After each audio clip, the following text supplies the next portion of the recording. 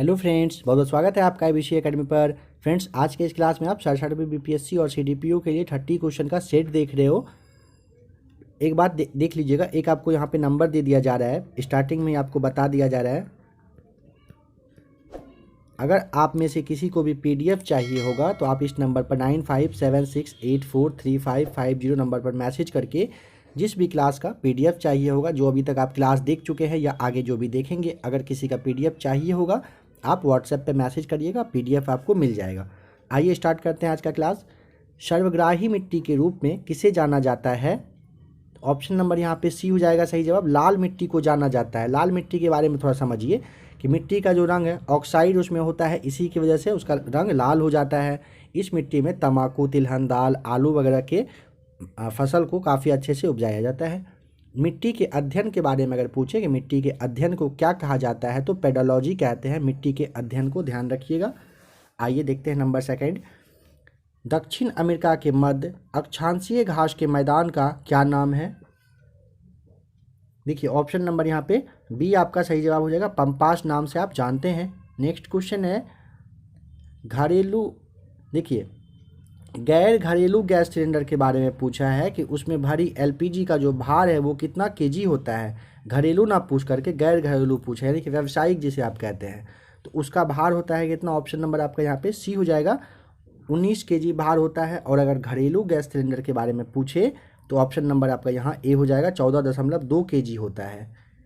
Next question है कि भारत में कितने जैव विविधता वाले हॉटस्पॉट मौजूद हैं? तो देखिए ऑप्शन तो यहाँ पे आपका A हो जाएगा, 4 है, समझ लीजिएगा थोड़ा सा। पश्चिमी घाट, हिमालय, भारत वर्मा क्षेत्र और सुंदरवन का जो क्षेत्र है, इसके मतलब इसके सहित जो है टोटल मतलब से समझिए कि जैव विविधता वाला 36 हॉट स्पॉट है। अगर पूछे कितना तो 36 है। देखिए किसी भी क्षेत्र में जहाँ पे जीव जंतु का जो प्रजाति वगैरह अलग अलग प्रजाति रहता है ना, उसे ही जैव विविधता का एरिया कहा जाता है। ठीक है, आपको पता होना चाहिए कि 22 मई के दिन हर साल विश्व जैव विविधता दिवस के रूप में मनाया जाता है, ध्यान रखिएगा इस डेट को।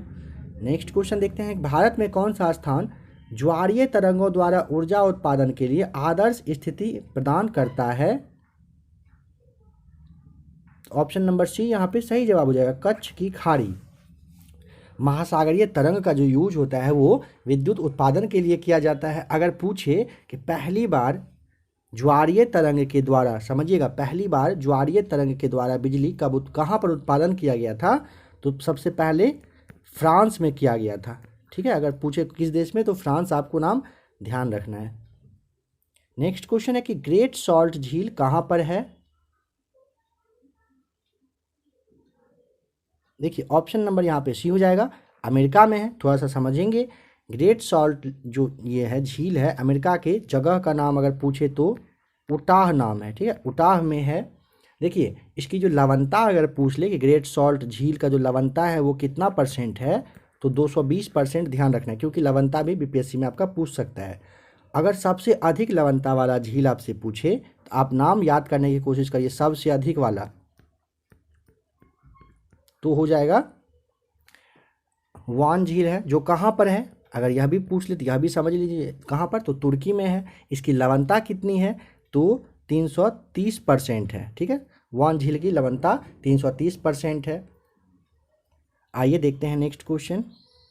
बताना है कि निम्नलिखित में से कौन गर्म जलधारा है? देखिए गर्म जलधारा अगर आपसे पूछता है तो एंटीलीज जलधारा और मोजाम्बिक, ये दोनों जो है ये गर्म है। ठीक है, और यहाँ पे पश्चिमी ऑस्ट्रेलियन जलधारा और लेब्राडोर जो आप देख रहे हो ये दोनों कैसा है तो ठंडी है। अगर पूछे तो ध्यान रखना है ठंडी है, तो ऑप्शन नंबर आपका यहाँ पे E हो जाएगा सही जवाब। गर्म जलधारा कितना 2 है, एंटीलीज जलधारा और मोजाम्बिक। बताना है कि डोवर जल संधि जोड़ती है, किसको जोड़ती है? देखिए डोवर जल संधि जो है option number C English channel और उत्तर सागर को जोड़ती है, उत्तरी सागर को। ठीक है, देखिए डोवर जल संधि जो है इंग्लैंड और फ्रांस को अलग करती है। देश अगर पूछे तो ध्यान रखना है इंग्लैंड और फ्रांस को अलग करने वाली जल संधि कौन सी? डोवर जल संधि है। बताना है कि निम्न में से कौन एक सही सुमेलित नहीं है? तो देखिए नांगल बांध सतलज नदी पर सही है। सरदार सरोवर परियोजना जो है, सरदार सरोवर परियोजना नर्मदा नदी पर बिल्कुल सही है। नागार्जुन सागर गोदावरी नदी यहाँ पे दिया हुआ है ना, तो आपका गोदावरी पर नहीं है, समझिएगा। कहाँ पर है? तो ये कृष्णा नदी पर है। अगर ऑप्शन में यहाँ पे कृष्णा दिया रहता तो सही हो जाता। और हीराकुंड बांध जो है ये महानदी पर है, ये बिल्कुल सही है। ठीक है, तो ऑप्शन नंबर आपका यहाँ पे सी हो जाएगा।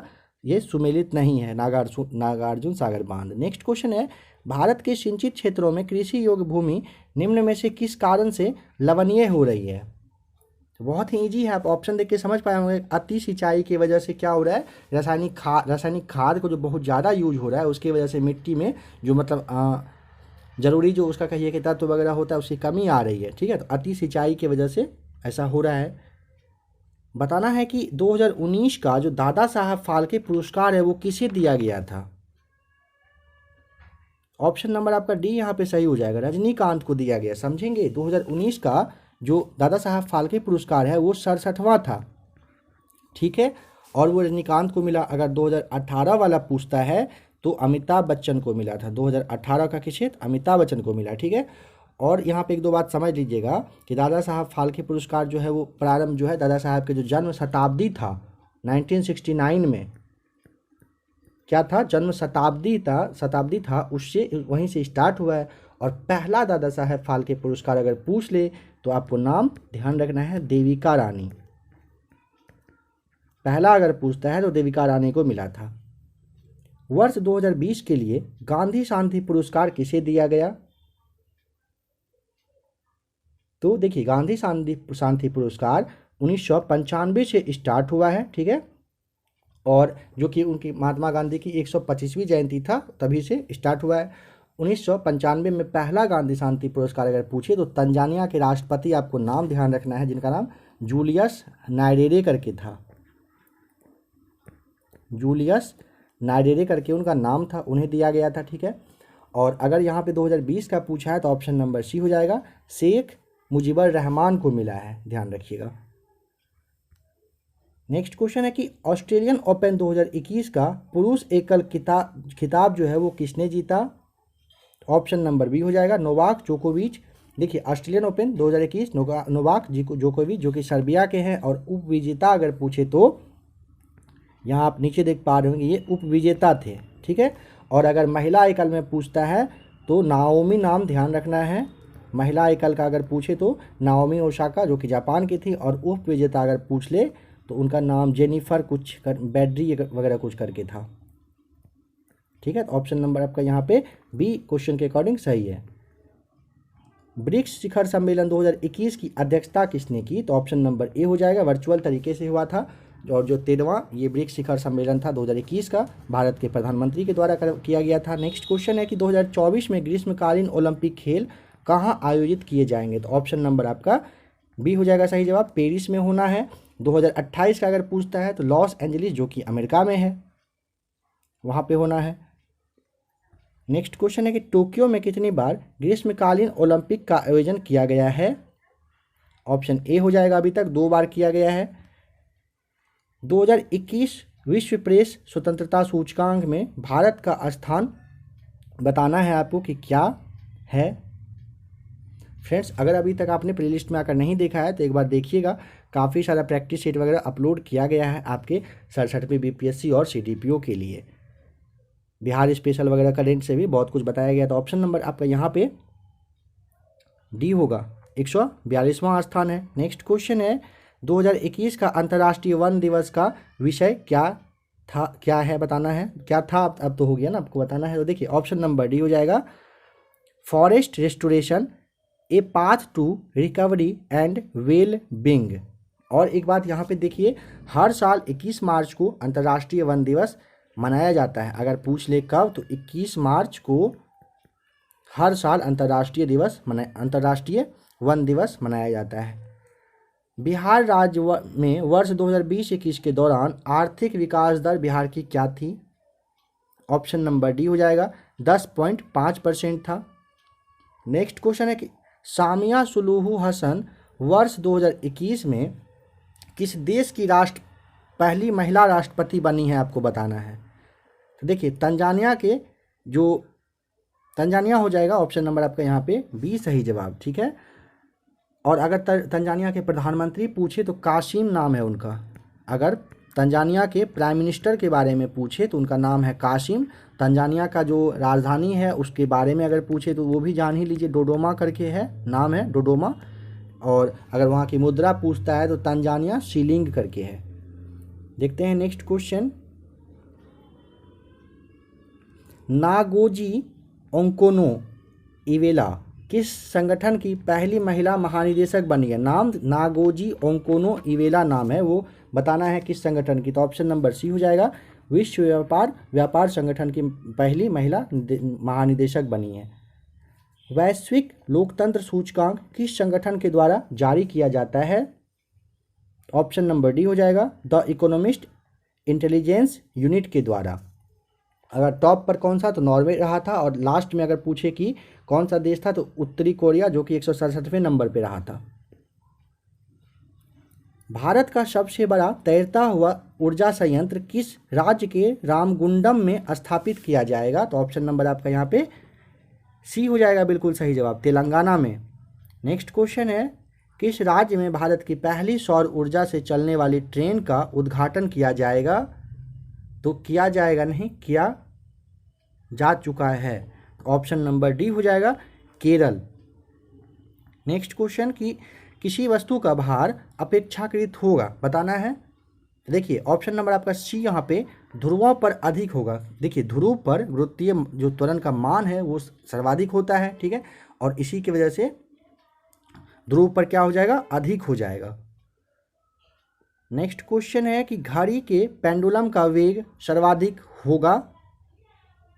ऑप्शन नंबर बी हो जाएगा, कब? तो शीतकाल में। घड़ी का जो ये सुई का जो लंबाई जो होता है ना, वो कब? शीतकाल में ज़्यादा होता है। नेक्स्ट क्वेश्चन है कि वह जीव कौन सा है जो वायु प्रदूषण को मॉनिटर करता है?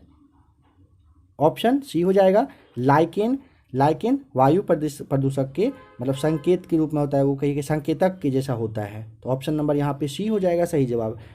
1 माइक्रोन बराबर है कितने के? ऑप्शन नंबर आपका यहाँ पे डी हो जाएगा सही जवाब। देखिए 1 माइक्रोन जो है वो 1/1000 मिलीमीटर के बराबर होता है। नेक्स्ट क्वेश्चन है, यदि जहाज नदी से समुद्र में प्रवेश करेगा तो बताना है कि क्या होगा। ऑप्शन नंबर ए, हल्का ऊपर उठ जाएगा। यदि जहाज नदी से कहाँ पर, तो समुद्र में प्रवेश करता है तो ये हल्का पहले ऊपर उठेगा, ठीक है। आज का लास्ट क्वेश्चन देखते हैं।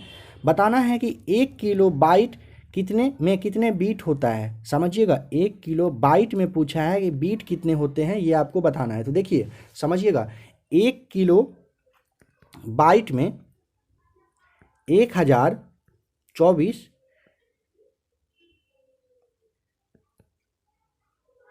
बाइट होता है, ठीक है। 1 किलो बाइट में 1024 बाइट होता है। और अगर एक बाइट में अगर आपको जानना हो कि एक बाइट में क्या, तो 8 बीट होता है। समझिएगा फिर से, 1 किलो बाइट में 1024 बाइट होता है और एक बाइट में 8 बीट होता है। तो इस हिसाब से अगर आप 1024 को गुना करेंगे 8 से तो आपका जवाब यहाँ पे क्या आएगा, 2918 8192 यानी कि 8192 बीट होगा, जो कि ऑप्शन नंबर आपके डी में यहाँ पे दिया हुआ है। तो फ्रेंड्स आशा करता हूँ 30 क्वेश्चन देखकर आपको अच्छा लगा होगा। काफ़ी सारा प्रैक्टिस शीट अपलोड किया गया है, आप उसे भी देखिए। PDF के लिए आपको नंबर दे ही दिया गया है। ऐसे ही फ्रेंड्स बने रहिए ABC एकेडमी के साथ। वीडियो देखने के लिए आपका बहुत बहुत थैंक्स।